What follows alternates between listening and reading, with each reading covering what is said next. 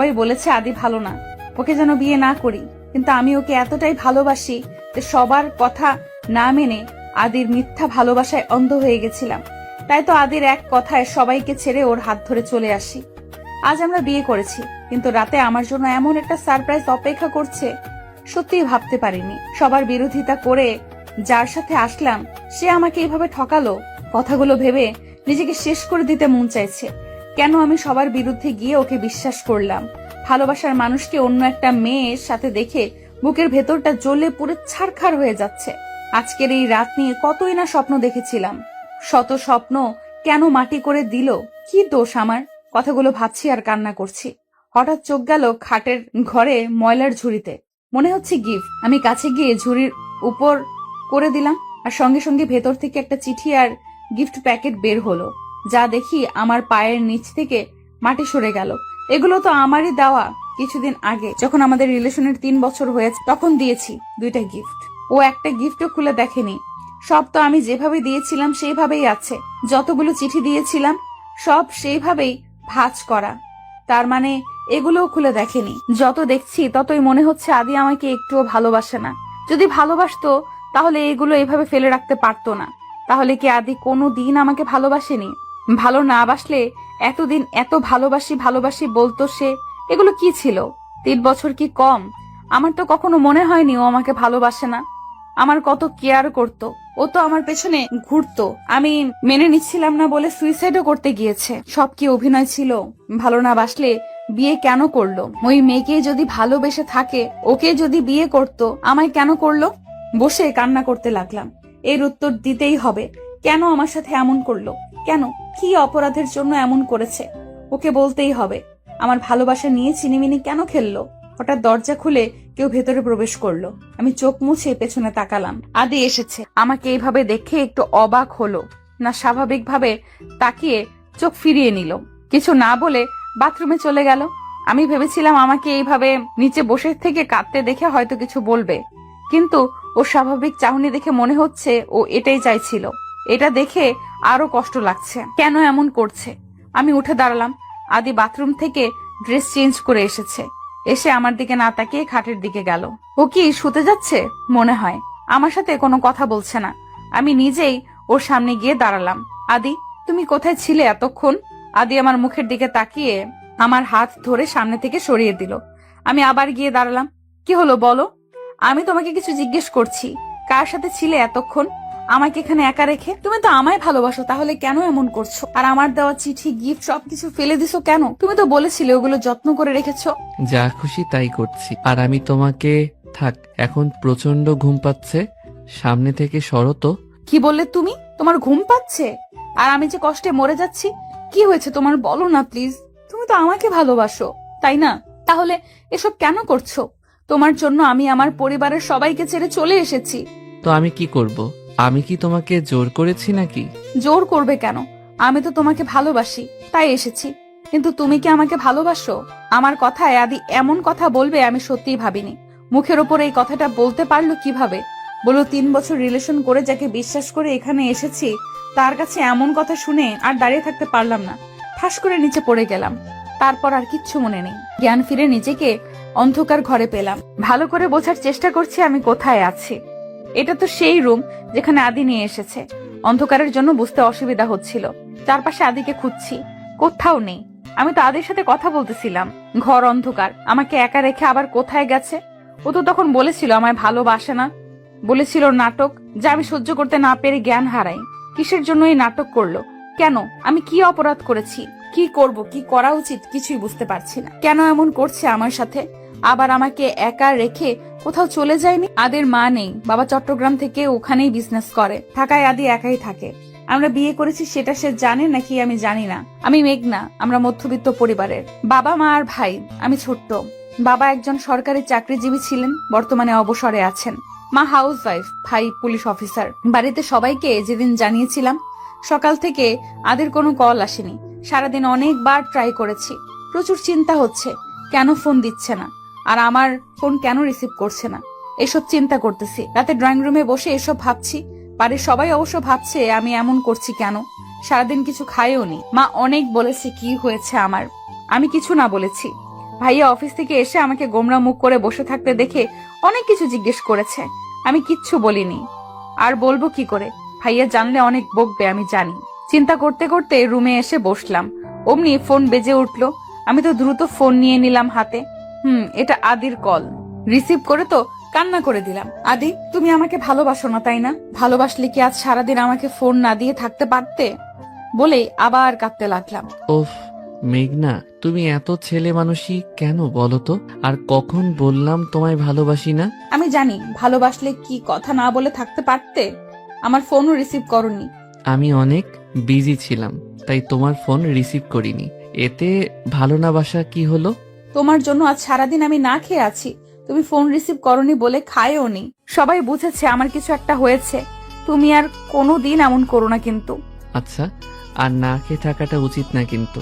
যাও তাড়াতাড়ি খেয়ে আসো, পরে কথা বলবো। এখন খাবো না, আগে আই লাভ ইউ বলো।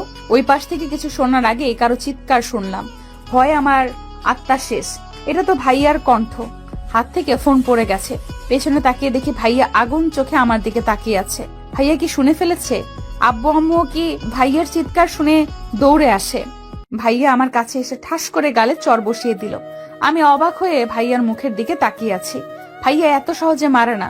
আমি খুব বড় কোনো অন্যায় করলে এমন জোরে মারে। তার মানে ভাইয়া সব শুনেছে।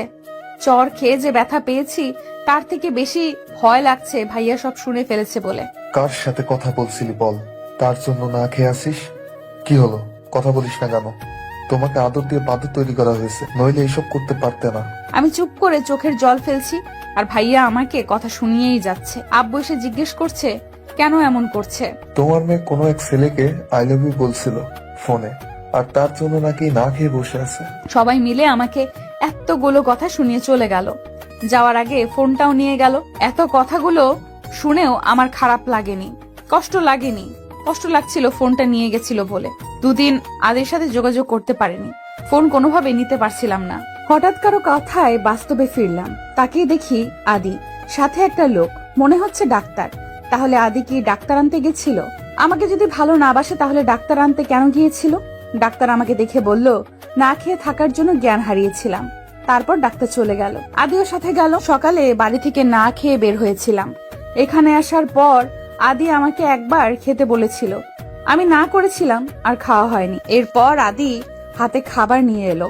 আমার সামনে খাবার রেখে খেতে বলল। আমাকে ভালো না বাসলে বিয়ে কেন করলে? আবার এখন সেবা যত্ন কেন করছো? ওই মেয়েকে যাকে নিয়ে তুমি ছাদে ছিলে, আর সে গেল কোথায়? তোমার কোনো কথার উত্তর আমি দেব না।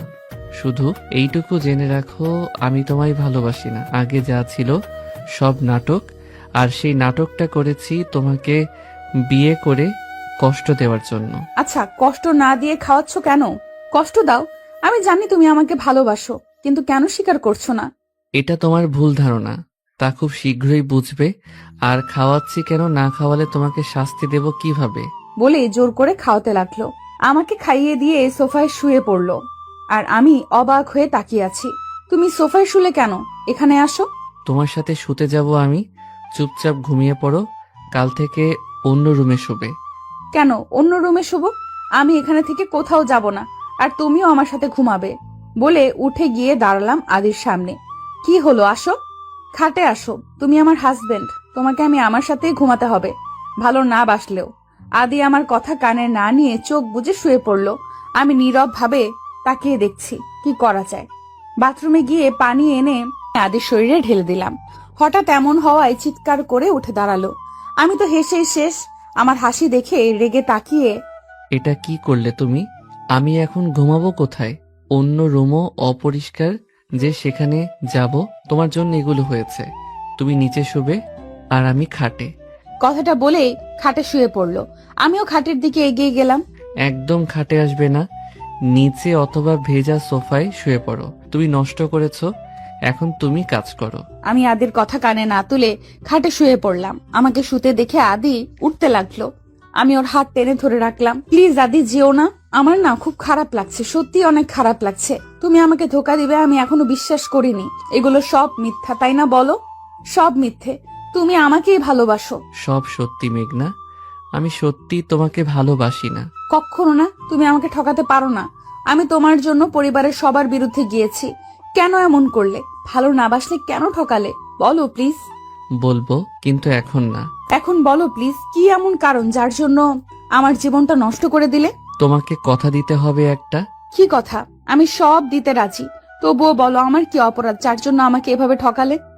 এখন আমি কিছু বলবো না মেঘনা। যেদিন তুমি সব জানবে সেদিন আমার লাইফ থেকে তোমাকে চিরদিনের জন্য চলে যেতে। আদি, এমন একটা কথা তুমি বলতে পারলে? আমি তোমাকে ছেড়ে চলে যাব? এটা কখনো তোমাকে ছাড়া আমি থাকতে পারবো না। প্লিজ অন্য কিছু বলো। আর আমি কোথায় যাব বলো? বাড়িতে কেউ আমাকে উঠতে দেবে না। এখন তুমি ছাড়া আর কে আছে আমার? তাহলে আমি কিছু বলতেও পারবো না। যেদিন যেতে পারবে সেদিন শুনতে এসো। কথাটা বলে উঠতে লাগলো। আমার খুব ঘুম পাচ্ছে আদি, আমি একটু ঘুমাতে চাই। এত শখ আমি নিতে পারছি না। তোমার বুকে একটু ঘুমাতে চাই বলে আদির বুকে মাথা রাখলাম। প্রথমে উঠতে চাইলেও পরে আর ওঠেনি। আমি কখন ঘুমিয়ে গেছি জানি না। সকালে নিজেকে মনে হচ্ছে কেউ বেঁধে রেখেছে। তাকিয়ে দেখি আদির বুকে আমি, আর সে আমাকে আষ্টে পৃষ্ঠে জড়িয়ে ধরে ঘুমাচ্ছে।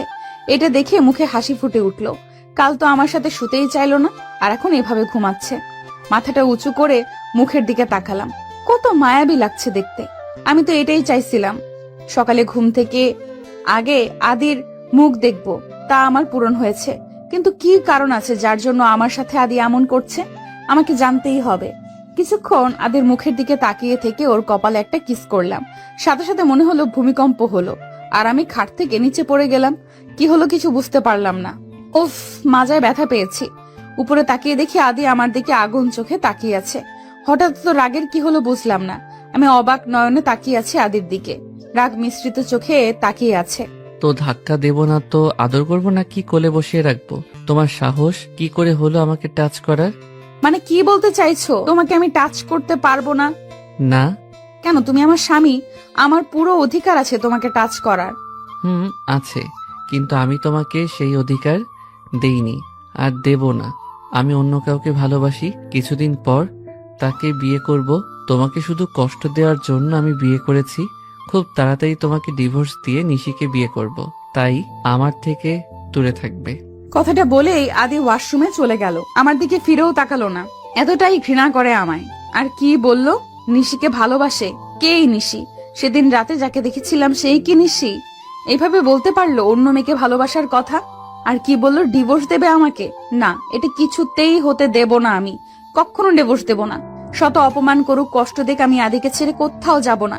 আমাকে খুঁজে বের করতে হবে কি কারণে এত ঘৃণা আদি মনে আমার জন্য।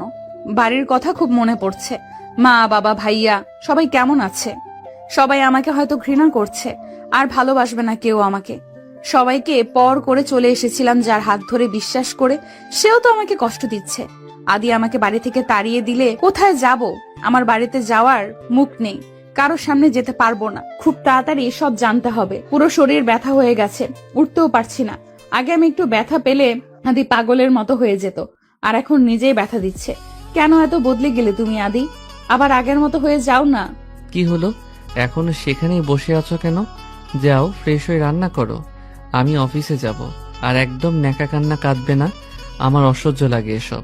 আমার কান্না তোমার কাছে অসহ্য লাগছে? হ্যাঁ। ভালো। আর কি যেন বললে? তুমি ভালো করে জানো আমি রান্না করতে পারি না। পারো না বললে তো হবে না। আমার এখন খিদে পেয়েছে। যাও তাড়াতাড়ি রান্না করো। দরকার পড়লে অনলাইন দেখে নাও, তবুও তোমাকেই রান্না করতে হবে। আমার পুরো শরীর ব্যথা করছে আদি, আমি রান্না করতে পারবো না। তুমি অন্য কাউকে বলো। অন্য কাকে বলবো? এখানে আমি আর তুমি ছাড়া কেউ নেই। সো তোমাকেই রাঁধতে হবে। কেউ নেই মানে? তাহলে কাজ করবে কে? কেন, তুমি করবে? আমি করব? তুমি তাড়াতাড়ি যাও, নইলে আমি তো বাইরে গিয়ে খেতে পারবো। কিন্তু তুমি কি খাবে? নিজের খিদে লাগলে রান্না করো। বলেই আদি রেডি হতে লাগলো। আমি কষ্ট করে উঠে বাথরুমে গেলাম। গোসল করে পড়লাম মহা বিপদে। এখন কি পরবো? আমার তো এখানে জামা কাপড়ও নেই। শীত করছে কিন্তু বের হতে পারছি না। আদি রুমে আছে। কি হলো? আজ কি আর বের হবে না নাকি? এতক্ষণ লাগে কারো? আমি কিন্তু বসে আছি, না খেয়ে যাব না। তাড়াতাড়ি আসো, রান্না তোমাকে করতেই হবে। আমার ড্রেস আনিনি, প্লিজ দাও না, নয়তো বের হতে পারবো না। কি মেয়ে তুমি? কেউ ড্রেস ছাড়া গোসল করে? প্লিজ দাও না, আমার মনে ছিল না। দরজাটা খুলো। দরজা খুলবো কেন? আপনি না আমাকে বউ বলে মানেন না? তাহলে এটা কিন্তু ঠিক না। আমার তো তোমাকে দেখার ইচ্ছে নেই। তোমার ড্রেস নেওয়ার জন্য দরজা খুলতে বলছি। ও দরজা খুলে একটু ফাঁক করে হাত বের করে জামা নিলাম। কিছুক্ষণ পর এত সময় লাগে রান্না করতে? তুমি তো অকর্মার ঢেকি, তোমার আগে কাউকে দেখিনি। নিজে রান্না করে খান, তাহলে আমাকে দিয়েছেন কেন রাত্রে? অনেক কষ্টে রুটি আর ডিম ভাজলাম, জীবনে ফার্স্ট রান্না করলাম। রুটিটা পুড়ে পুড়ে গেছে, কিন্তু রান্না করেছি এই অনেক, হাতে ছ্যাঁকাও খেয়েছি। খাবার নিয়ে আদির সামনে রাখলাম, অনেক খুশি হয়ে গেলাম, কিন্তু খুশি বেশিক্ষণ থাকলো না। এগুলো কি সব তো পুড়ে গেছে, এসব কি খাওয়া যায়? বলেই সব ফেলে দিল। আমি ভেবেছিলাম আমার রান্না যেমনই হোক আদি মজা করে খাবে, কিন্তু আমার সমস্ত বিশ্বাস ভেঙে ফেলে দিল। তারপর চলে গেল। আমি সব আবার উঠিয়ে প্লেটে রাখলাম। চোখের পানি বাদ মানছে না। এত অবহেলা মেনে নেওয়া যায়? খিদে পেয়েছিল এখন, আর খাওয়ার ইচ্ছেও নেই। রুমে এসে শুয়ে পড়লাম। অনেক খারাপ লাগছে, একটু ঘুমানো দরকার। বিকেলের দিকে ঘুম থেকে উঠে এখন আর নড়তে পারছি না। এত খিদে পেয়েছে যে আমি নড়তেও পারছি না। এমনিতে আমার খিদে সহ্য করতে পারি না আমি, আর আজ সারাদিন না খেয়ে আছি। এইরকম কোন রকম উঠে বাইরে এলাম। সিঁড়ি দিয়ে নামতেও পারছি না, এত দুর্বল লাগছে। মনে হচ্ছে এক্ষুনি পড়ে যাব। নিচে গিয়ে পুরো রুটি আর ডিম নিয়ে বসলাম, একটু ছিঁড়ে মুখে দিলাম। ছি, কি খারাপ হয়েছে খেতে। এগুলো কি খাওয়া যায়? তাও খিদে বেশি পেয়েছে বলে অনেক কষ্টে একটু খেলাম। ফোনও নেই যে আদিকে কল করব। একা একা এখন খারাপ লাগছে। ঘুমিয়েছিলাম বলে এতক্ষণ কোনো রকম লাগেনি। এখন বুঝতে পারছি বাড়িটা কত নিস্তব্ধ। দরজা খুলে বাইরে আসলাম। দারোয়ান আছে একজন, এছাড়া আর কেউ নেই। বিকেল হয়েছে বলে সে বাগানে পানি দিচ্ছে। আমি এগিয়ে গেলাম তার সাথে একটু কথা বলার জন্য।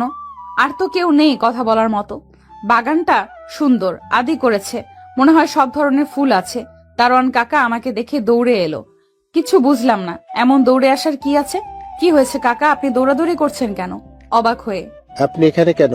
কিছু কি হয়েছে? কোনো দরকার থাকলে আমি যেতাম, আপনি কষ্ট করতে গেলেন কেন? এত ব্যস্ত হওয়ার কিছু নেই, আমি এমনি এসেছি।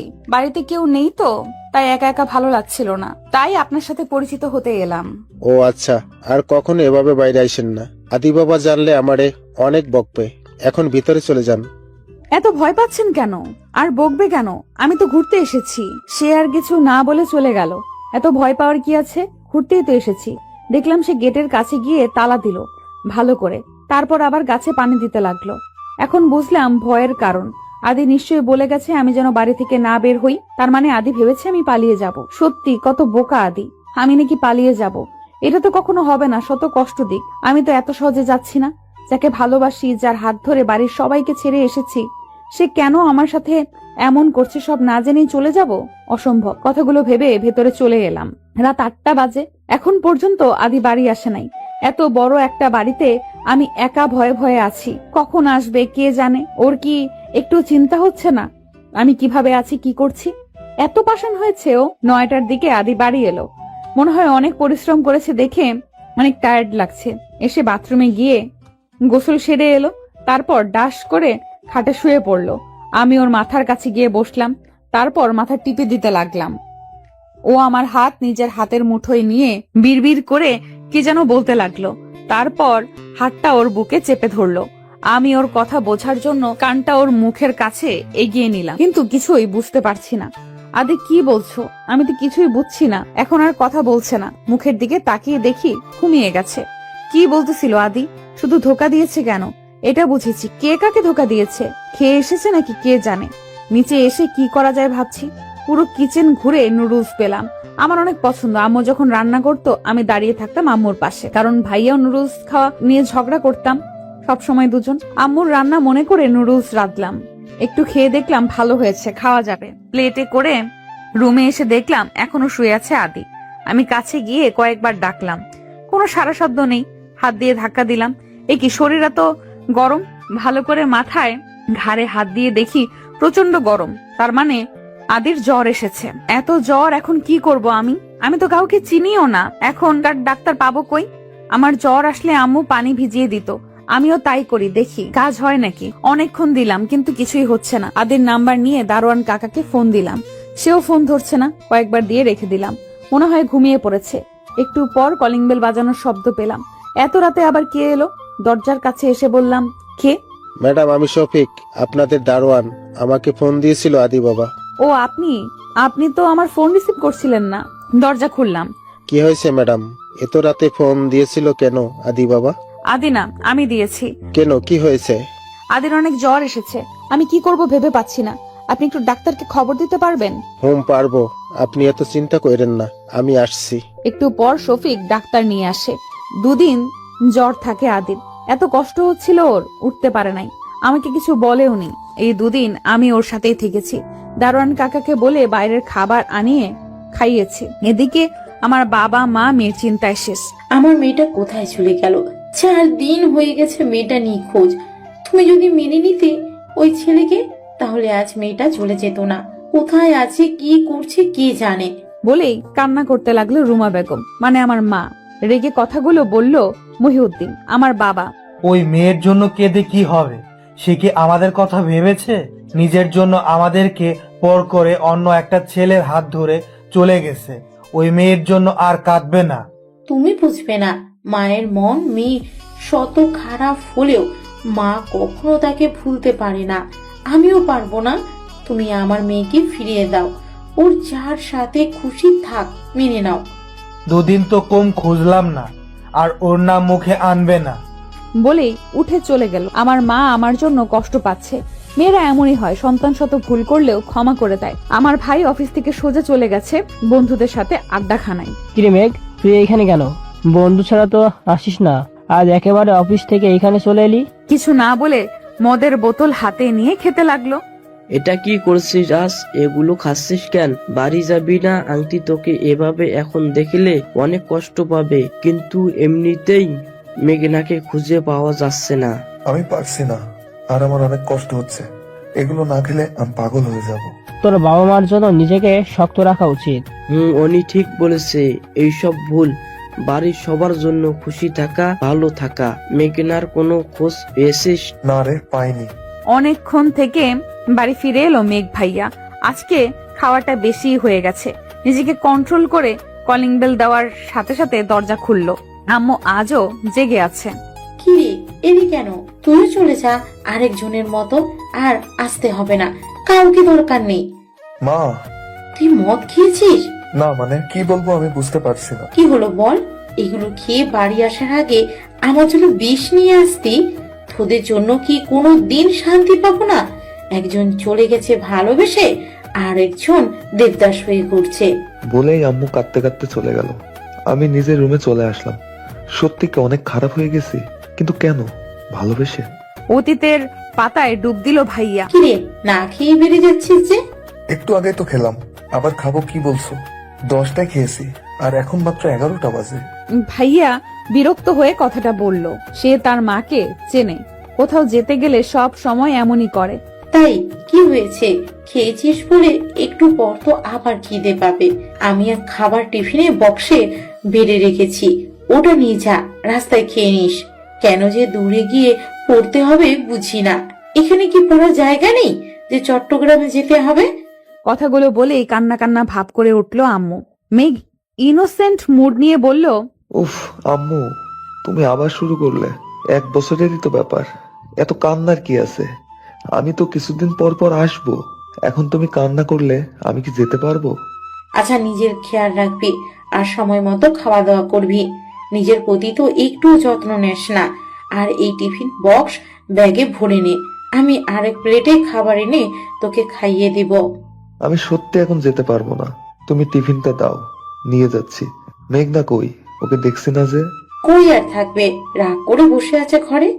বোনের রাগ ভাঙাতে ঘরে গেলাম। ওরে বাবা, রেগে আমার দিকে তাকাচ্ছেও না। আমি সামনে গিয়ে কানে ধরে সরি বললাম, কাজ হলো না। মেঘনা আমাকে ছাড়া একটুও থাকতে পারে না। ও যদি জানে চলে যাব, তাহলে না খেয়ে থাকতো। তাই ভেবেছি না জানিয়ে যাব, কিন্তু সকালে সব জেনে গেছে। কি হলো, কথা বলবি না আমার সাথে? সরি বললাম তো, এখন কি কান ধরে উঠবোস করতে হবে আমাকে? থাকার ভাব দেখাতে হবে না। তুমি তো আমাকে একটুও ভালোবাসো না। বাসলে কি না জানিয়ে যাওয়ার কথা ভাবতে? তুই কষ্ট পাবি তাই। আচ্ছা সরি, আর কখনো এমন করব না। এখন আমাকে হাসি মুখে বিদায় দে, নয়তো আমি যেতে পারবো না। অনেকক্ষণ ধরে মেঘনার রাত ভাঙাতে সক্ষম হলাম। তারপর সবার থেকে বিদায় নিই, রওনা হলাম চট্টগ্রামের উদ্দেশ্যে। মাস্টার্স পড়তে যাচ্ছি চট্টগ্রামে। বাড়ির সবাইকে ছেড়ে যেতে খারাপ লাগছে, কিন্তু সরকারি ভাবে পড়তে পারবো, তাই চলে এলাম। এখানে এসে আরেক বিপদ হলো। যে বাড়িতে ভাড়া থাকবো সে বলল আজকে নাকি থাকতে পারবো না। কারণ যে রুমে আমি থাকবো তাতে যারা ছিল তাদের আর চলে যাওয়ার কথা ছিল, কিন্তু একটা প্রবলেমের জন্য আরো 1 সপ্তাহ থাকতে হবে তাদের। বাড়িওয়ালা বলল, আমার জন্য তোমার কি বিপদ হলো বাবা? এখন কি করি বলো তো? এতদিন ছিল তারা, এখন তো আর বলা যায় না চলে যাও। আঙ্কেল, কিন্তু আমি এখন কোথায় যাব? আমি তো এখানে কাউকে চিনিও না, আর 7 দিন কোথায় থাকবো? আমার কাল থেকে ক্লাস করতে হবে। আচ্ছা দাঁড়াও, আমি একটা ব্যবস্থা করছি। তোমাকে অন্য এক জায়গায় থাকতে হবে, আর বন্ধু হাবিবুর এর বাসায়। ওরা ভাড়া দেয় না নিজেদের। আমি ফোন করে বলে দিচ্ছি, তুমি ওখানে যাও, 1 সপ্তাহ পর এখানে থেকো। বাড়ির সামনে দাঁড়িয়ে আছে ভাইয়া।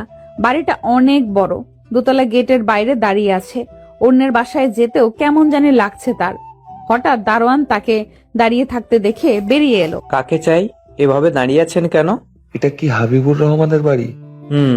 তার সাথে কথা বলে ভেতরে ঢুকলো ভাইয়া। চারপাশে দেখছে অনেক সুন্দর বাড়িটা, একদম সাজানো গোছানো, সবকিছু দেখছিল। হঠাৎ একটা মিষ্টি কণ্ঠের গান কানে এলো। তার গানটা যেন হৃদয় ছুঁয়ে যাচ্ছে। কে গাইছে এত সুন্দর করে জানার খুব ইচ্ছে হলো। ভাইয়ার বাড়ির ভেতরে না গিয়ে বাগানের দিকে যেতে লাগলো। ওই দিক থেকে এই গানটা আসছে। এই দিকটা তো আরো সুন্দর, নানা ফুলের গাছ, 4-5 ফুলের গন্ধে মম করছে। মুগ্ধতার সাথে দেখছে আর এগিয়ে যাচ্ছে। হঠাৎ দেখলো একটা মেয়ে গান গাইছে আর নাচছে, আর অন্যদিকে যার জন্য ভাইয়া মুখ দেখতে পারছে না, ও দেখার চেষ্টা করছি, কিন্তু অন্যদিকে ঘুরে আছে। মেয়েটা একটা নীল রঙের ফ্রক আর সাদা ওড়না কোমরে বেঁধে রেখেছে, চুলগুলো বেনি করে রেখেছে। হঠাৎ নাচতে নাচতে তার দিকে ঘুরলো আর সাথে সাথে চিৎকার করে উঠলো। ভাইয়া কিছু বুঝলো না, মেয়েটার সাথে ভাইয়াও চিৎকার করে উঠলো। মেয়েটি হঠাৎ চিৎকার থামিয়ে অবাক চোখে আমার দিকে তাকালো, আর আমি মেয়েটির চোখে হারিয়ে গেছি। অসম্ভব সুন্দর দেখতে। মুগ্ধ হয়ে তাকিয়ে আছি মেয়েটির দিকে, অন্য কোনো দিক খেয়ালই নেই। হঠাৎ চেঁচামেচিতে বাস্তবে ফিরলাম। এই মিস্টার, আপনি কে? আর এভাবে চিৎকার করলেন কেন? আমি তো আপনার চিৎকার শুনে চিৎকার করলাম, আপনি চিৎকার করলেন কেন? আমি তো আপনাকে দেখেই চিৎকার করেছি, কিন্তু আপনার চিৎকারের কারণটা বুঝলাম না। আপনি কে আর এখানে কি করছেন? ওয়েট, আপনি কি চুরি করতে এসেছেন? ঠিক, আমি শুনেছি এখন চোরেরাও ভালো পোশাক পরে। আসলে আমাদেরকে বোকা বানানোর জন্য মিষ্টি মিষ্টি কথা বলে, তারপর সবকিছু নিয়ে চলে যায়। কিন্তু আপনার সে আশা সফল হবে না। আমি আপনাকে চিনে ফেলেছি। আবু, আবু, কোথায় তোমরা? চোর ধরেছি। এ কোন বিপদে পড়লাম রে বাবা, এই মেয়ে তো অনেক সাংঘাতিক, আমাকে চোর বানিয়ে দিল। আব্বু, আম্মু, হাসান কাকা, কে কোথায় আছো? তাড়াতাড়ি আসো, এদিকে আমি চোর ধরেছি। বলেই মেয়েটি ভাইয়ার হাত জাপটে ধরলো। ও বলছে চোর না, অথচ মেয়েটি ভাইয়ার কথা কানেই নিচ্ছে না, চিল্লাচিল্লি করে ডেকেই চলেছে। নিরুপায় হয়ে চুপ করে দাঁড়িয়ে আছে। একটা মধ্য মহিলায় এলো, মনে হয় মেয়েটার মা, আর সাথে আরেকজন, ইনি হয়তো এর বাবা। দৌড়ে এদের কাছে এসে দাঁড়ালো। কি হয়েছে অনু? তুই এভাবে চিল্লাচিল্লি করছিস কেন? আর এই লোকটাকে এভাবে ধরে রেখেছিস কেন? তার মানে মেয়েটার নাম অনু? আম্মু, ইনি চোর। আমি ধরেছি হাতে নাতে। দেখো, বাড়ির পেছনে দরজার দিকে যাচ্ছিল, কিন্তু আমি এখানে ছিলাম বলে যেতে পারিনি। আমি চোর না, আর কতবার বলবো? অনু রাগী চোখে তার দিকে তাকিয়ে, চোরেরা কি স্বীকার করে যে আমি চোর? আচ্ছা, ওকে তো দেখে চোর মনে হচ্ছে না, তোর হয়তো ভুল হচ্ছে অনু। আব্বু, আমার কেন ভুল হবে? সে ভালো পোশাক পরেছে বলে কি চোর হতে পারে না? আচ্ছা, তোমার নাম কি বলো তো? জি, আমি মেঘ। আপনার বাসায় 1 সপ্তাহ থাকতে এসেছিলাম, আপনাকে কি ফোন করে বলেনি? ও বলেছে কিছুক্ষণ আগে। তুমি সেই অনু? ইনি কোনো চোর না, তোমার আঙ্কেল পাঠিয়েছে। সরি বলো, না জেনে এমন হেনস্থা করা উচিত হয়নি তোমার। অনু ভাইয়ার হাত ছেড়ে কিছুটা লজ্জা পাওয়ার মতো সরি বলল, তারপর দৌড়ে চলে গেল। কিছু বুঝলো না ভাইয়া এভাবে যাওয়ার কারণ। তুমি কিছু মনে করো না ওর ব্যবহারে।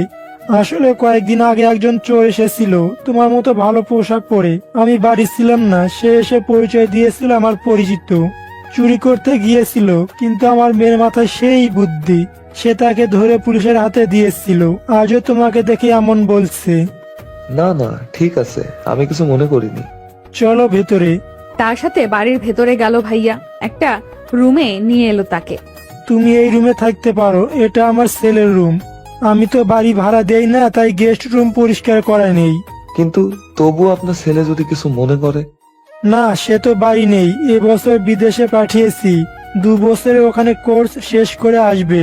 ও আচ্ছা, ওনারা চলে গেল। ভাইয়া ফ্রেশ হয়ে ঠাস করে খাটে শুয়ে পড়লো। কখন ঘুমিয়ে পড়েছে টেরই পায়নিও। কারো ডাকে জাগ না পেল। তাকিয়ে দেখে ওই মেয়েটি মানে অনু দাঁড়িয়ে আছে। ধরফড়ি উঠলো। কখন যে ঘুমিয়ে পড়েছিল টেরই পাইনি। ফোন হাতে নিয়ে দেখলো 9টা বাজে, 20+ কল। সবগুলো বাড়ি থেকে ফোন দিয়েছে। তার জানানোর কথাও মনে ছিল না। আমি আপনাকে ডাকছি আর আপনি উঠেই ফোন নিয়ে পড়লেন। কেন কিছু জানতে চাইলেন না? এটা কোন ধরনের অভদ্রতা? খেয়ালই ছিল না একজন তার সামনে দাঁড়িয়ে আছে। ওহো সরি, আসলে বাড়ির থেকে অনেকগুলো ফোন আসছে তো তাই। আপনাকে নিচে খাওয়ার জন্য ডাকছে। বলেই চলে গেল। মেয়েটা জানি কেমন একটা, এই রাগ দেখায় আবার অভিমান করে। ভাইয়া বাড়িতে ফোন দিয়ে কথা বলল, সাথে বকাও খেলো ফোন না ধরার জন্য। তারপর নিচে গিয়ে খেয়ে রুমে এসে দেখ অনু মেয়েটা বসে আছে। ঢোকার সাথে সাথে জিজ্ঞেস করলো মেয়েটা, আপনার নাম কি? আমি মেঘ। বাড়ি কোথায়? ঢাকা। কিসে পড়েন? এই মেয়ে তো আমার মনে হচ্ছে আমার ইন্টারভিউ নিচ্ছে মাস্টার্সে। তারপর আর কিছু না বলে চলে গেল। ভাইয়া হাবলার মতো তার যাওয়ার দিকে তাকিয়ে ভাবছে, এগুলো জিজ্ঞেস করলো কেন আর আমি উত্তরই বা দিলাম কেন। পরদিন সকালে ঘুম থেকে উঠে বারান্দায় দাঁড়ালো। হঠাৎ নিচে চোখ গেল, দেখে অনু গাছে পানি দিচ্ছে খুব যত্ন সহকারে। তাতে বোঝা যাচ্ছে ও মেয়েটা গাছের অনেক যত্ন নেয়। হঠাৎ উপরে তাকালো আর তাকে দেখে কেমন যেন ভেঙচি কাটলো। ভাইয়া তো হতবাক, এই মেয়ে তার সাথে এমন করছে কেন। সকালে নাস্তা করতে করতে অনুর মা ডাকতে এলে নিচে এসে খাবার খেয়ে ভার্সিটিতে চলে এলো। নতুন কিছু ফ্রেন্ড হলো। ক্লাসগুলো ভালোই হয়েছে। 3টার দিকে বাড়ি আসলো। গেটের ভেতরে ঢুকতেই মনে হলো কিছু ছুঁড়ে মারা হলো। সামনে তাকিয়ে অবাক ভাইয়া, কারণ অনুর পুরো শরীর ভিজে আর কাদা ভরা মাটিতে ভেজা। তার মানে বৃষ্টি হয়েছে। কিন্তু অনুর অবস্থা দেখে ওকে যে কেউ বলবে এই মেয়ে বাচ্চা না হলে এমন কাদায় গড়াগড়ি খেত। কাদা ছেটাচ্ছে, যার ফলে শরীরেও কাদা এসে লেগেছে। একটু রেগেই কাছে গেল। এগুলো কি? আমার শরীরে কি দিয়েছেন দেখেন। অনু ভাইয়ার দিকে তাকিয়ে হিহি করে হেসে উঠল। যাও একটু রেগে ছিল ওর ওই হাসি দেখে ভাইয়া সমস্ত রাগ উবে কোথায় গেল কে জানে। ওর হাসিতেই হারিয়ে গেল। মুগ্ধ হয়ে ওর হাসি দেখছে, অপূর্ব সুন্দর লাগছে। আবার কিছু শরীরে ছিটে আসায় বাস্তবে ফিরলো ও। তাকে অনু আবার শরীর কাদা দিচ্ছে। এগুলো কি? আপনি আমার শরীরে আবার কাদা দিচ্ছেন কেন? তো কি করব, একবার না দেখে দিয়েছি, কিন্তু এখন আপনি কোথায় হারিয়ে গিয়েছিলেন তাই বাস্তবে আনতে দিলাম। বলেই হেসে উঠল। ওর কথা একটু বিষম খেলো ভাইয়া। আসলেই তো, তার কি হয়েছে? কেন ওর দিকে তাকালে নিজেকে ঠিক রাখতে পারে না? অন্য কোনো মেয়ের ক্ষেত্রে তো তার এমন হয়নি কখনো। তাহলে আর কিছু না ভেবে দ্রুত গতিতে চলে এলে ওর সামনে থেকে। রাতে রুমে শুয়ে আছে আর ভাবছে কি হলো তার, কেন খালি অনুর মুখটাই ভেসে ওঠে। কি জন্য? ভাইয়া কি ওকে ভালোবেসে ফেলেছে? না না, এটা কিছুতেই হতে পারে না। সে এখানে নিজের প্রয়োজনে তাদের সহায়তায় আছে। তাদের সাথে এটা করা ঠিক হবে না। ও আর বেশি অনুর কাছে যাবে না। দুদিন যেদিকে অনু আছে সেদিকে কত গিয়েছে, কিন্তু অনুর সাথে কথা বলার ইচ্ছে কিছুতেই দমাতে পারেনি সে। খুব করে কাছে চায় ওকে। তাদের বিশ্বাস ভাঙতে চায় না বলে নিজেকে দূরে রাখতে চায়। কিন্তু অনু একটু পর পর এটা ওটা বলেই থাকে। 5 দিনের দিন ছাদে বসে বাড়িতে কথা বলছিল। মনে হচ্ছে কেউ তার পেছনে দাঁড়িয়ে আছে। কথা শেষ করে তাকিয়ে দেখে অনু আগুন চোখে তাকিয়ে আছে। কিছু বুঝতেছে না ভাইয়া। এভাবে রাখছে কেন? হঠাৎ আমার কাছে এসে ঠাস করে ফোনটা নিয়ে ফেলে দিতে গেল। আমি তাড়াতাড়ি করে ফোনটা নিয়ে নিলাম। এসব কি অনু? আপনি আমার ফোন ছুঁড়ে মারতে যাচ্ছিলেন কেন? আপনি কার সাথে কথা বলছিলেন? কেন? বলুন। যার সাথে ইচ্ছা তার সাথে বলেছি, তা আপনাকে কেন বলবো? হঠাৎ তার কলার ধরে চিৎকার করে বলতে লাগলো, বলবেন, বলতে বাধ্য আপনি, কারণ আমি আপনাকে ভালোবাসি। অন্য কোনো মেয়েকে আপনি আই লাভ ইউ বলতে পারেন না। অনুর মুখে এই কথাগুলো শুনে ভাইয়া এতটাই শক হয়েছিল যে কতক্ষণ কথা বলতে পারেনি সে নিজেও জানে না। এখন আমি আমার ভাড়া করা বাসায় আছি। এই কথাগুলো ভাবছিল, হঠাৎ ফোনের শব্দ এলো। কানে ফোন হাতে নিয়ে দেখে অনু কল করেছে। 1 মাস হয়েছে সে অনুদের বাড়ি থেকে চলে এসেছে। এখন ভাইয়াদের রিলেশন চলছে। সেদিন অনু না বললে হয়তো এটা সম্ভব আগতেও হতো না। হ্যালো, কি ব্যাপার? কি সকাল থেকে তোমার কোনো খোঁজ খবর নেই? ভার্সিটি থেকে এসে একটা ঘুম দিয়েছিলাম, তাই আর ফোন দেওয়া হয় নাই। সরি। আচ্ছা, মাফ করলাম, কাল দেখা করব। কাল কিন্তু আমার ক্লাস আছে। আমি কিছু শুনতে চাই না, কাল দেখা করব। বলেই ফোন রেখে দিল। পরদিন অনু লজ্জায় লাল হয়ে আছে। মেঘ ভাইয়া পলকহীন তাকিয়ে আছে অনুর দিকে। মেঘ মুগ্ধ নয়নে তাকিয়ে আছে, কারণ আজ অনু তাকে অনেক বড় সারপ্রাইজ দিয়েছে। নীল কালারের শাড়ি পরে এসেছে। অপূর্ব লাগছে, কিছুতেই চোখ সরানো যাচ্ছে না। মেঘ ভাইয়া হাত উঠিয়ে অনুর খোলা চুলগুলো মুখের ওপর থেকে কানে গুজে দিল। আজকে আমাকে পাগল করতে এভাবে এসেছো? কি? তুমি তো বলেছিলে তোমার শাড়ি পছন্দ না, কখনো পরতেও না, তাহলে আজ পরলে যে? আমার পছন্দ না, কিন্তু তোমার পছন্দ। হুম। তোমার জন্য আমিও পছন্দ পাল্টে ফেললাম। সত্যি? না, মিথ্যে সব। দূর। মেঘ ভাইয়া রাগ করে অন্যদিকে তাকালো। অনু বুঝেছে রাগ করেছে, কি করে রাগ কমাবে ভাবছে। হঠাৎ করে অনু মেঘকে জড়িয়ে ধরলো। মেঘ তো অনুর জড়িয়ে ধরায় শখ হয়ে আছে। কি হলো, এত শখ হওয়ার কি আছে? তোমাকে কি জড়িয়েও ধরতে পারবো না নাকি? তোমাকে আজ একটু বেশি রোমান্টিক লাগছে। কি, দাঁড়াও দেখাচ্ছি। তাই? আর আমার কাছে তোমাকে হাবাগোবা মনে হচ্ছে। বলে মেঘ অনুকে ধরবে, কিন্তু তা কি আর সম্ভব? অনু তো উঠে দাঁড়িয়ে দৌড়। মেঘ ভাইয়াও উঠে অনুর পেছনে দৌড়াতে লাগলো ধরার জন্য। সারাদিন অনু মেঘের সাথে সময় কাটায়, 3টার দিকে বাড়ি ফিরে আসে। দেখতে দেখতে 6 মাস চলে গেল মেঘ আর অনুর রিলেশনের। রাতে মেঘ অনুর সাথে কথা বলছিল, হঠাৎ বাড়ি থেকে কল আসে। ওয়েটিং কল চালু থাকায় বুঝতে পারে রাত তখন 12টার কাছাকাছি। এত রাতে বাড়ি থেকে ফোন দেখে মেঘ প্রচন্ড অবাক, সাথে ভয়ও পায়। অনু, ফোন রাখো তো। কেন, কি হয়েছে? তোমার কি আবার ঘুম পাচ্ছে? ঘুম পেলেও আমি ফোন রাখবো না। প্রতিদিন তুমি রাত 10টা পর্যন্ত কথা বলেই রেখে দাও, আজ সারা রাত কথা বলতে হবে। অনু, বাড়ি থেকে কল আসছে। এত রাতে হঠাৎ বাড়ি থেকে কল কেন এলো? চিন্তা হচ্ছে। উফ, সরি। আচ্ছা, তুমি বাড়িতে কথা বলে দেখো, আর আমাকেও জানিও, কিন্তু আমি ঘুমাবো না তোমার ফোন আসা পর্যন্ত। আচ্ছা, রাখি। বাড়িতে ফোন রিসিভ করতেই অপর পাশ থেকে কান্নার আওয়াজ শোনা গেল। আমি মেঘনা কাঁদছি। কান্না শুনে আরো ভয় পেয়ে গেল ভাইয়া। মেঘনা, কি হয়েছে? কাঁদছিস কেন? বল আমাকে। ভাইয়া, আব্বু। কি হয়েছে আব্বুর, বল। হঠাৎ মায়ের কণ্ঠ পেল, আমাকে বকছে। হ্যালো মা, কি হয়েছে? কিছু হয়নি বাবা, তুই ফোন রাখ, কাল কথা বলবো নি, আমরা ঘুম, এখন আসবো। বলেই ফোন কেটে দিল মা। কিন্তু ভাইয়া বিশ্বাস করতে পারছে না, কিছু তো অবশ্যই হয়েছে, নইলে আমি এত রাতে ফোন দিতাম না। আর কান্নাই বা করলো কেন? আম্মু এখনো জেগে আছে কেন? এই কথাগুলো ভাইয়া ভাবছে। চিন্তায় আর অনু কল করার কথা মনেই ছিল না। ফোনের রিংটোনে বাস্তবে ফিরলো, তাকিয়ে দেখে অনু কল করছে। হ্যালো। তোমাকে না বললাম আমি জেগে থাকবো কলের জন্য, তুমি কল করলে না কেন? মনে ছিল না। বাড়ির কি খবর? কেন ফোন করেছিল জানো? না, কিছু বললো না, কিন্তু আমার বিশ্বাস কারো কিছু হয়েছে। এখন কি করতে চাও? কাল বাড়ি যাব। তোমার তো ক্লাস আছে। তবুও মিস দিয়ে যেতে হবে। বাড়ির জন্য চিন্তা হচ্ছে, না গিয়ে জানা পর্যন্ত আমি শান্তি পাবো না।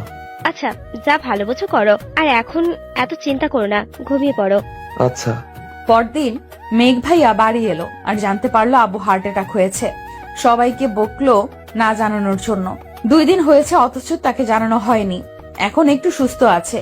একদিন থেকে আবার চলে এলো মেঘ ভাইয়া, আর এও বলে এলো নেক্সট যেন কিছু না বলে করেন। ভালোই কাটছিল সবকিছু, কিন্তু ভালোটা বেশি দিন গেল না। একদিন, মেঘ তোমাদের বাড়িতে আমাকে নিয়ে যাবে? মানে তুমি যাবে? হুম। বউ করে একেবারে নিয়ে যাব, চিন্তা করো না। আমার না এখনই যেতে ইচ্ছে হচ্ছে, নিয়ে চলো না প্লিজ। তুমি কি আমাকে নিয়ে যেতে ভয় পাচ্ছ? কি বলছো? ভয় পাবো কেন? তাহলে নিয়ে যেতে চাইছো না কেন? তোমার জন্য। আমার জন্য? আমাদের বাড়িতে যেতে হলে তোমাকে থাকতে হবে, কিন্তু তুমি তোমার বাড়িতে কি বলে যাবে? সেটা আমি ভেবেই রেখেছি। তুমি নিয়ে যাবে নাকি তাই বলো। আটঘাট বেঁধে নেমেছো? আচ্ছা, কিন্তু আমার এক্সামের পর। আচ্ছা। আজ মেঘ ভাইয়ের সাথে যাবে অনু। সকাল থেকে গোছগাছ করছে। মেঘ ঢাকা থেকে নিতে আসবে। মেঘ ভাইয়া 1 সপ্তাহ আগে গিয়েছে বাড়ি। আমার তখন বাড়িতে মানাতে পারিনি। আজ অনেক কষ্ট করে সামিয়াদের বাড়ি যাবে বলে রাজি করিয়েছি। 4টা থেকে বসে আছে অনু, অথচ এখন পর্যন্ত মেঘ ভাইয়া এসে পৌঁছায়নি। ওর 4:30টাতে এখানে উপস্থিত থাকার কথা ছিল। এখন 5টা বাজে। মেঘকে ফোন দিল। হ্যালো, কই তুমি? কখন থেকে বসে আছি তোমার জন্য, এখনো এসে পৌঁছালে না, কোথায় আছো? সরি, আসলে রাস্তা অনেক জ্যাম গো, তাই লেট হচ্ছে। যাও, এখন ঝগড়া করবো না, তাড়াতাড়ি আসো। তারপর স্মৃতির পাতা থেকে বাস্তবে ফিরল আজানের শব্দে মেঘ। যতবার অতীত মনে করেছে, সময় কখন চলে গেছে টেরই পায়নি। মেঘ চোখ মুছে উঠে গোসল করে নিল, তারপর নামাজ পড়লো, আবার ভাবতে বসলো। সেদিন তো আমি যেতে পারিনি অনুর কাছে। কি ঘটেছিল যে ও সুইসাইড করলো? এদিকে আমি রান্না করতেছি। সকালে উঠে এখন রান্নাটা ভালোই করি। এত ভালো হয় না খেতে, কিন্তু খারাপও হয় না। হঠাৎ আদি আওয়াজ কানে এলো। এই শুরু হয়েছে চিল্লাচিল্লি। আদি এসে খাবার টেবিলে বসেছে। আমার রান্না শেষেই খাবার নিয়ে ওর সামনে রাখলাম। সব সময় যেমন মুখটা খারাপ করে, আজও তাই করলো। বিশ্বের সবচেয়ে খারাপ রাধি আমি, এটাই বোঝায়। এতই যেহেতু খারাপ রাধি, আসিস কেন খেতে? বাইরে খেতে পারিস না? সব সময় এই খারাপ খাবারের জন্য চিল্লাচিল্লি করতেই থাকে। রেগে বিড়বিড় করছি। যতই বিড়বিড় করে বকো না কেন, তোমাকে রান্না করতেই হবে। করব না কি করব? রাগের মাথায় কথাটা বলে ফেলেছি, কিন্তু আদির দিকে তাকিয়ে আমি ভয়ে শেষ। আগুন চোখে আমার দিকে তাকিয়েছে, মনে হচ্ছে চোখ দিয়ে গিলে ফেলবে। কি বললে? ভয়ে ভয়ে। কই কিছু বলিনি তো। আমি তো বললাম সব সময় রান্না করতেই থাকবো, একদম রান্নাঘর থেকে বেরই হব না। তোমাকে আমি সারাদিনে রান্না করতে বলিনি, সব কাজই করতে হবে বাড়ির, মনে থাকে যেন। আমি আর কিছু বললাম না, চুপ করে রইলাম। আদি খাবার খেয়ে চলে গেল, আমাকে একবারের জন্য খেতে বলল না। শুধু আজ নয়, কখনোই এই খোঁজ নেয় না আমি খেয়েছি কিনা, এতটাই অবহেলা করে।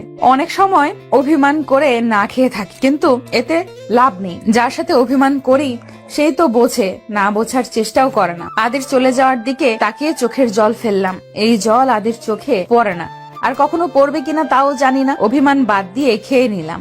সারা দিন এটা ওটা ঘুমিয়ে কাটিয়ে দিলাম। রাত 9টা বাজে। আগে 8টার দিকে চলেই আসতো আদি, ইদানিং অনেক দেরি করে আসে। আমি প্রতিদিনই ওর জন্য অপেক্ষা করতে থাকি। সোফায় বসে মাঝে মধ্যে ঘুমিয়েও পড়ি। কলিং বেলের শব্দে ধরফরিয়ে উঠি। আজও এখন পর্যন্ত আসেনি। সারাটা দিন আমি বাড়িতে কি করি, কিভাবে আছি জানার প্রয়োজন বোধ করে না। না ফোন আছে, একটা ফোনের কথা বলছিলাম বলে যেদিন বাড়ির থেকে চলে যাব সেদিন দেব। আমি আর কিছু বলিনি, যত অত্যাচার করুক আমি যাব না। 11টার দিকে বাড়ি আসলো আদি। দরজা খোলার সাথে সাথে রুমে চলে গেল। আমি পেছন পেছন আসলাম খাবে নাকি জানার জন্য। সে বলল খাবে না, খেয়ে এসেছে। আমি যে প্রতিদিন না খেয়ে অপেক্ষা করি সেটা বুঝলো, না খেয়ে আসছে।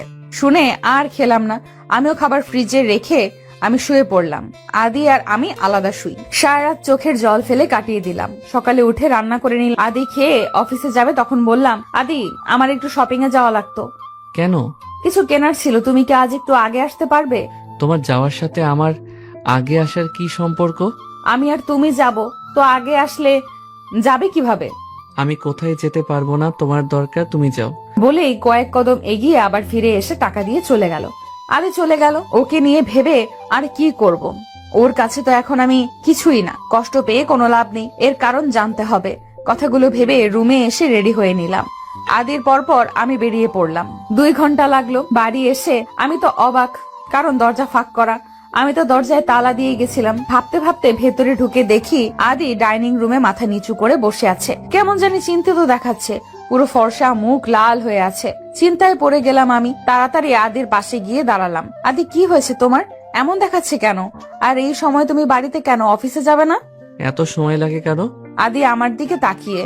আমি তো ভয় পেয়ে গেলাম, চোখগুলো লাল দেখাচ্ছে। কি হয়েছে আদি তোমার? আব্বুর অ্যাক্সিডেন্ট হয়েছে বলেই বাচ্চাদের মতো পাগলামি করতে লাগলো। এর জন্যই চলে এসেছে। আমি কি বলে সান্ত্বনা দেব বুঝতে পারছি না। আমি আদির পাশে বসলাম। আমি কিছু বলতে যাব তার আগেই আদি আমাকে ঘুরে জড়িয়ে ধরে বাচ্চাদের মতো কাঁদতে লাগলো। আমার আব্বু ছাড়া আর কেউ নেই মেঘনা। আব্বুর যদি কিছু হয়ে যায় আমি বাঁচতে পারবো না। আব্বুকে কত বলি এখানে চলে এসো, সে রাজি হয় না। এখন আমি কি করব? আমার কিছু ভালো লাগছে না, নিজেকে অনেক অসহায় লাগছে। আদি নানা কথা বলে যাচ্ছে। এমন কথা শুনে ও হিতাহিত জ্ঞান হারিয়ে ফেলেছি। এখন ওর এখানে যাওয়া উচিত, কিন্তু ও বুঝছে না। আমি অনেক চেষ্টা করে ওকে নিজের থেকে ছাড়িয়ে দাঁড়ালাম। বাবা চট্টগ্রাম থাকে, আমাদের এখন সেখানেই যাওয়া উচিত। সবকিছু গুছিয়ে আদিও নিজেকে অনেক স্বাভাবিক করেছে। দুজনে বেরিয়ে পড়লাম। হসপিটালে বসে আছি। আধা ঘন্টা হলো এখানে এসেছি। আদি তো এটা ওটা এনে দিচ্ছে। বাবার অবস্থা একটু খারাপ বেশি, বয়স্ক মানুষ, এর জন্য প্রবলেম বেশি হয়েছে। অপারেশন করে ডাক্তার জানালো এখন ভালো, কিন্তু অতটাও না। 10টার দিকে আদি আমাকে একটা বাসায় নিয়ে এলো। আমরা সোজা হসপিটালে গিয়েছিলাম। রাতের অন্ধকারে কিছুই বুঝলাম না, কোথায় আছি। ভেতরে ঢুকে হা করে তাকিয়ে আছি। এত সুন্দর সাজানো গোছানো বাড়িটা, ওয়াও। চারপাশে তাকিয়ে দেখছি আদির পেছনে পেছনে একটা রুমে এলাম। ভেতরে আদির একটা ইয়া বড় ছবি দেখেই বুঝলাম এটা আদির রুম। তাহলে এটা আদিদের বাড়ি। আদি এসেই ফ্রেশ হয়ে নিল, আমিও ওর পরে ফ্রেশ হলাম। এখন খিদে পেয়েছে, সারাদিন আর কিছু খাওয়া হয়নি। আদিকে দেখলাম চোখ বুজে শুয়ে আছে। ও তো কিছু খায়নি, নিশ্চয়ই খিদে লেগেছে। আমি বেরিয়ে রান্নাঘর খুঁজতে লাগলাম, আর পেয়েও গেলাম। কি রাঁধবো ভাবতে ভাবতে রুটি আর ডিম ভাজলাম তাড়াতাড়ির জন্য। রুমে নিয়ে এলাম খাবার। আদির মনের অবস্থা ভালো নেই। খাবার রুমে নিয়ে এলাম। আদির চোখ তো বন্ধ। ঘুমিয়ে পড়ছো নাকি? আদি, আদি ওঠো, খেয়ে নাও। শরীরের ধাক্কা দিয়ে আদি চোখ মেলে তাকালো, কিন্তু কিছু খাবে না বলছে। আমি বারবার বলছি, সে খাবে না। জোর করে উঠে বসালাম, তারপর মুখে খাবার ঢুকিয়ে দিলাম। অনেক জোরাজোরি করতে হয়েছে আমাকে, কিন্তু আমি হার মানিনি। বেশি খাওয়াতে না পারলেও অল্প খেয়েছে। আমিও খেয়ে দিয়ে সব গুছিয়ে রাখলাম। আদি তো ওর পাশে আমাকে শুতে দেবে না। এখন শুভ কোথায়? আমি তো এখানে কিছু চিনিও না। নিচে শোয়ার জন্য বিছানা করতে লাগলাম। হঠাৎ আদি আমাকে আটকে বলল ওর সাথে শুতে। কিছু বুঝলাম না, কিন্তু মন থেকে অনেক খুশি হয়েছি। আদিকে আমাকে মেনে নিচ্ছে, তাহলে হয়তো, নইলে ওর সাথে শুতে বলতো না। দাঁড়িয়ে দাঁড়িয়ে কথাগুলো ভাবছিলাম। সব উঠিয়ে উপরে শুতে গেলাম। আমার সব আশায় জল ঢেলে আদি মাঝখানে একটা কোল বালিশ রেখে অন্যদিকে ঘুরে শুয়ে পড়লো। আমি আর কি করব, আমিও শুয়ে পড়লাম। মাঝরাতে হঠাৎ মনে হচ্ছে কেউ আমার কপালে নরম কিছু দিচ্ছে, কারো কান্নার আওয়াজ, কিছু বলছে। আমার তো ভয় করছে। ঘুমের রেশটা ভালো করে কমে এলো। এখন কথা ভালো করে বুঝতে পারছি, এটা তো আদির কণ্ঠ। এত রাতে আদি কি বলছে? আদি অনেক কিছু বলছে। ওর চোখে পানি আমার হাতেও পড়ছে। এতে না তাকিয়েও বুঝতে পারছি ও কান্না করছে। এত কিসের কষ্ট ওর? আর বলছে আমাকে নাকি ভালোবাসে, কিন্তু ভালোবাসলে আবার কিন্তু কেন? কিছু গড়বড় আছে, আমাকে সেটাই জানতে হবে। কেন নিজের সাথে আমাকে কষ্ট দিচ্ছে? কথাগুলো ভাবতে ভাবতে কখন ঘুমিয়ে পড়েছি বুঝতে পারিনি। সকালে ঘুম থেকে উঠে নড়তে পারছি না। কেউ আমাকে আষ্টে পৃষ্ঠে বেঁধে রেখেছে। কানে কারো হার্টবিটের শব্দও আসছে। কিছু বুঝতে পারছি না কি হচ্ছে। আস্তে আস্তে চোখ মেলে তাকালাম। এ তো আদি আমাকে একদম নিজের সাথে জড়িয়ে রেখেছে। বিয়ের প্রথম দিন, আর আজ এভাবে ঘুম থেকে উঠে আদিকে এত কাছে দেখে অনেক ভালো লাগছে। এখন আর আমার চিন্তা নেই। আদি যে আমাকে ভালোবাসে সেটা আমি জেনেও গেছি। ও আমাকে কষ্ট দেওয়ার জন্য স্বীকার করার কত নিষ্পাপ লাগছে দেখতে। একেবারে বাচ্চাদের মতো করে জড়িয়ে আছে, মনে হয় ছেড়ে দিলেই পালিয়ে যাব। আমি ওর মুখে হাত দিয়ে কাছ থেকে দেখছি। কি মনে করে জানো, ওর গালে একটা চুমু দিয়ে বসলাম।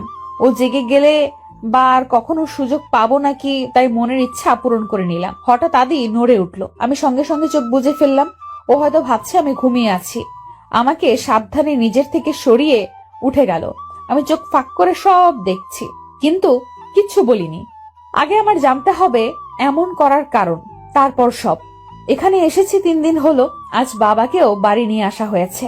এখন অনেকটা সুস্থ। আমাকে প্রথমে চিনেনি, পরে আদি সব বলেছে। অবাক করার বিষয়, উনি একটু রাগ করেনি।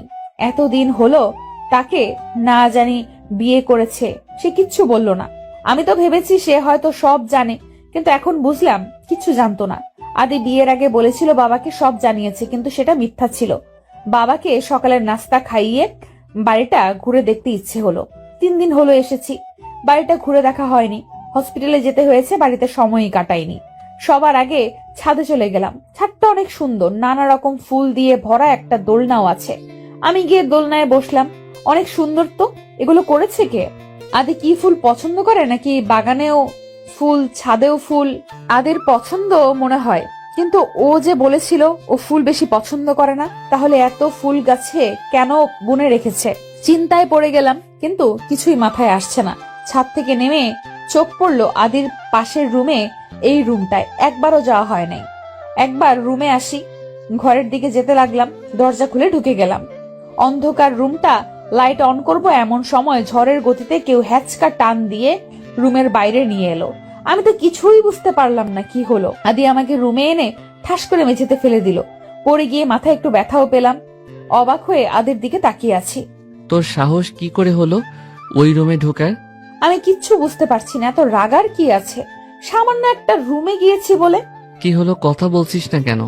আর যদি ওই রুমে যেতে দেখি, সেই দিনই চলে যাবি এই বাড়ি ছেড়ে।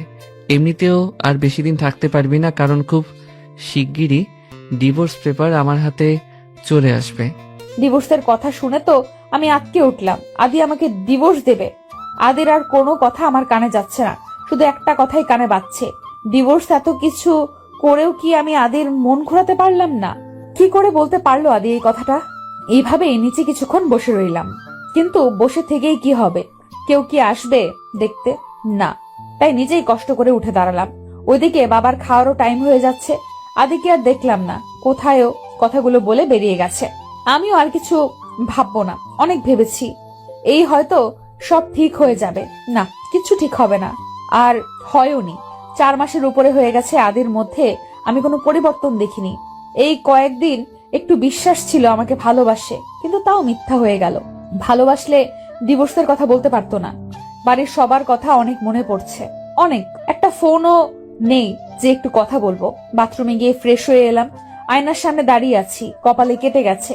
কিছু সময় দেখে বাদ দিলাম, রান্না করতে গেলাম। রান্না শেষ করে বাবার রুমে খাবার নিয়ে গেলাম। বাবা চোখ বুজেছিল, আমার যাওয়ার সাথে সাথে চোখ খুলে তাকালো। কিরে, সকালের পর আর এলি না যে? আসলে এই তোর মাথায় কি হয়েছে রে? দেখি এদিকে আয় তো। ও কিছু না বাবা, এমনি। আমার থেকে কিছু লুকাবি না, আমি তোকে ছেলের বউ না মেয়ে ভাবি, তাই বাবার কাছে বলবি না। মিথ্যে কোথায় বললাম? তাহলে বল কি হয়েছে, ব্যথা পেলি কিভাবে? কি করে সত্যি কথা বলবো? না, সত্যিটা বলা যাবে না। বেখেয়ালি হয়ে পড়ে গিয়েছিলাম। একটু দেখে চলবি তো, কি হয়েছে দেখছিস? অনুটাও এমন ছিল, একটু অসাবধানে চলাফেরা করতে খালি। আর বললাম না কিছু, আমি চিন্তায় পড়ে গেলাম। আবার অনুটাকে বাবার দিকে তাকিয়ে দেখি চোখ দিয়ে পানি পড়ছে। বাবা অনুকে, বাদ দে ওসব, এদিকে এসে বস তো, আমি ওষুধ লাগিয়ে দিচ্ছি। তুমি খেয়ে ওষুধ খাও তো, আমি পরে লাগিয়ে নেবনি। আমার কথা শুনলই না, জোর করে ওষুধ লাগিয়ে দিল, নিজের আব্বুর মতো করে আদর করে। কিন্তু অনু নামটা মাথা থেকে যাচ্ছে না। কে এই অনু? আর আদি বা এমন অদ্ভুত আচরণ করলো কেন? ওই রুমে যাওয়াতে কি আছে? কেন জানি মনে হচ্ছে ওই রুমে গেলে আমি অনেক প্রশ্নের উত্তর পাবো। ওই রুমে আমাকে যেতেই হবে। কথাগুলো রুমে বসে ভাবছিলাম। কারোর রুমে প্রবেশে বাস্তবে ফিরি, তাকিয়ে দেখি আদির চোখ মুখ ফুলে আছে। এসে একবার আমার দিকে তাকিয়ে বাথরুমে চলে গেল। আমি একবার তাকিয়ে চোখ ফিরিয়ে নিয়েছি। সব সময় খারাপ ব্যবহার করে। আমি কথা বলি, তবুও এবার আর না, থাক তুই তোর মতো। আনকেয়ার ভাব নিয়ে বসে আছি। আদি ফ্রেশ হয়ে এসে খাটের কোনায় বসলো। একবার আমার দিকে তাকায় তো একবার ফোনের দিকে তাকায়। অনেকক্ষণ হয়ে গেল ওইভাবেই বসে আছে। আমিও কি করব, টপ করে শুয়ে পড়লাম। এটা হয়তো ভাবেনি যে আমি এখন শুয়ে পড়বো, কারণ আদি খাওয়ার আগে এইভাবেই বসে। আমি খেতে ডাকলেই খেতে যায়। আজ আর ডাকছি না, অবাক হয়ে তাকিয়ে আছে। আমি আর উঠিনি, আদিও ডাকেনি। মাগরিবের আজান শুনে জাগনা পেলাম। আশেপাশে তাকিয়ে দেখি আদিকে দেখতে পেলাম না। পরদিন আদি সকাল সকাল ঢাকা গেল। ওই অফিসে যেতে হবে কোন এক দরকারে। আমি আর কথাই বলিনি। এই সুযোগ ওই রুমে যাওয়ার, দেখতে হবে কি আছে। রুমের সামনে দাঁড়িয়ে আছি, ব্যথাটার চোখ নিয়ে, কারণ সামনে তালা ঝোলানো। শিওর আদির কাজ এটা। কি করা যায় এখন, ঢুকবো কি করে? আবার রুমে এসে সব জায়গায় চাবি খুঁজতে লাগলাম। না, কোথাও নাই আদি। সকালে যে শার্ট পরেছিল ওইটা সোফায় ছিল। কি মনে করে যে ওইটা হাতে পকেটে পেয়ে গেলাম চাবিটা। খুশিতে আমার নাচতে মন চাইছে এখন। দ্রুত চাবি নিয়ে ওই রুমে ঢুকলাম। লাইট অন করে বাচ্চাদের রুমের মতো একদম পুরো রুমে পুতুল দিয়ে ভরা। আমি কি পাবো এখানে? আর রুমটা কার? এই ঘরে আসার জন্য আদি এত রিয়াক্ট করলো কেন? কিছু মাথায় আসছে না। দেওয়াল একটা ছবি দেখে অবাক হলাম। একটা মেয়ের ছবি। কে এই মেয়ে? আমার মনে হচ্ছে চিনি, কিন্তু কোথায় দেখেছি? কিছুক্ষণ ভেবেই মনে পড়ে গেল এই মেয়ের ছবি তো ভাইয়ার ফোনে দেখেছিলাম। নাম অনু বলেছিল, কিন্তু এখানে এই মেয়ের ছবি কেন? আদির সাথে কি সম্পর্ক তার? একটা ডায়েরি চোখে পড়লো। কৌতূহল নিয়ে ডায়েরিটা হাতে নিলাম। অনুর ডায়েরি, কিন্তু এটা এখন পড়া যাবে না। ডায়েরিটা আমি নিয়ে যাই, আবার পরে রেখে যাবনি। হঠাৎ বাইরের ভেতরে কয়েকটা পেজ দেখতে পেলাম। পেজগুলো বের করে হাতে নিলাম। এটা তো এই ডায়েরির পেজ, এখানে কেন? ছেঁড়া হয়েছে মনে হচ্ছে। আমি ওই পেজগুলো নিয়ে এলাম। রান্না শেষ করে বাবার কাছে গেলাম। এখন বাবা অনেকটা সুস্থ, হাঁটাচলা করতে পারে। বাবাকে খাইয়ে দিয়ে এলাম। 3টার মতো বাজে, আমিও খেয়ে নিলাম। এখন রুমে বসে আছি।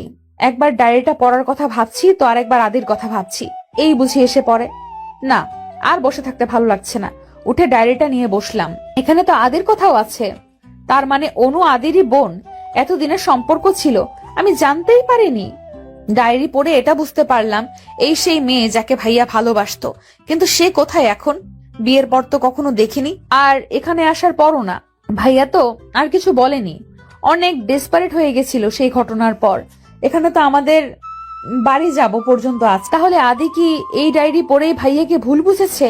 না, আমাকে ওর ভুল ভাঙাতে হবে, কিন্তু কারণটা তো আমার জানতে হবে। আর যদি অনুর সাথে একবার আমার দেখা হতো, ওই তো বলতে পারতো। হঠাৎ ডায়েরির ছেঁড়া পেজের কথা মনে পড়লো। ওইখানে কিছু থাকতে পারে। ওই পেজগুলো নিয়ে পড়তে লাগলাম। ওই দিনের ঘটনা। অনু 7টা পর্যন্ত এখানে বসে রইল। না মেঘের আসার নাম ও গন্ধ নেই। রাগ হচ্ছে প্রচন্ড, বারবার কল করছে, কলও রিসিভ করছে না। এখন ফোনটা বন্ধও বলছে। এখন ওর রাত হয়ে গেছে।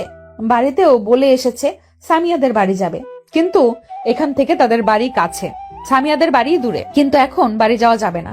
সামিয়াকে কল করে জানিয়ে দিল ও আসছে। সামিয়া অনেক কিছু জিজ্ঞেস করতে চেয়েছিল, কিন্তু অনু বলেছে ও এসে সব বলবে। কল কেটে দিয়ে উল্টো দিকে যেতে লাগলো। সামিয়াদের বাড়ি ওই দিকে।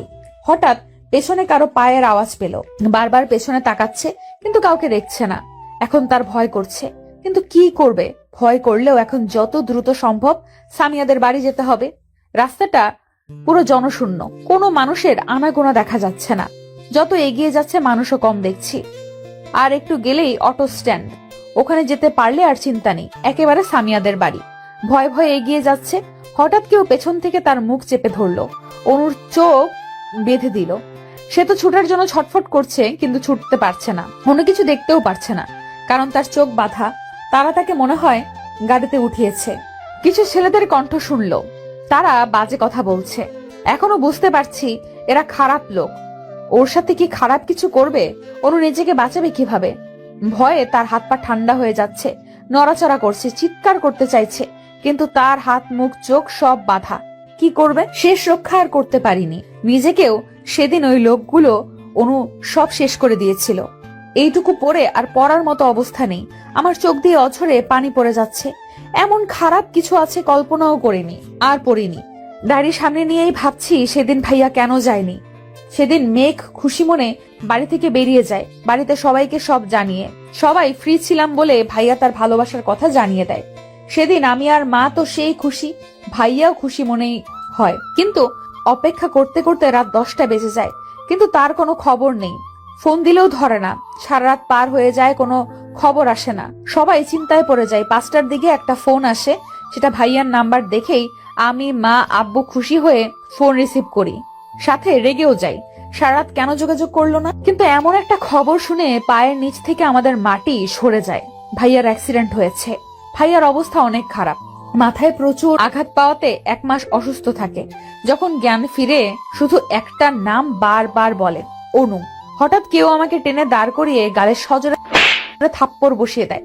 আমি ছিটকে পড়ে আগের ব্যথা পাওয়ার জায়গায় আবার ব্যথা পেয়ে আহ করে উঠি। উপরে তাকিয়ে দেখি আদি অগ্নি দৃষ্টিতে তাকিয়ে আছে।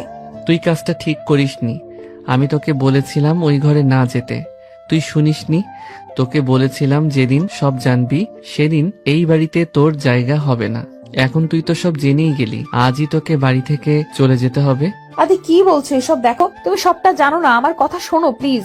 আমি কিছু জানতে বা শুনতেও চাই না। তুই যে এখন আমাকে মিথ্যা বুঝিয়ে বলবি তোর ভাইয়ের কোনো দোষ নেই, আমি সেটা কিছুতেই বিশ্বাস করব না। উঠতে গিয়ে আমি কেন বানানি কথা বলবো? আদি, আমি তোমার ভুলটা ভাঙাবো, আমার কথাটা তো শোনো। আদি আমাকে টেনে ওঠায়। কোনো মিথ্যে কথা শুনতে চাই না। তোর ভাইয়ের জন্য আজ আমার আদরের বোনটা নেই। তোর ভাই আমার বোনকে ঠকিয়েছে, মিথ্যা আশ্বাস দিয়ে নষ্ট করে দিয়েছে, যার জন্য সুইসাইড করতে হয়েছে। যার গায়ে কোনোদিন ফুলের টোকাও লাগতে দেই নাই, তাকে কষ্ট দিয়েছে।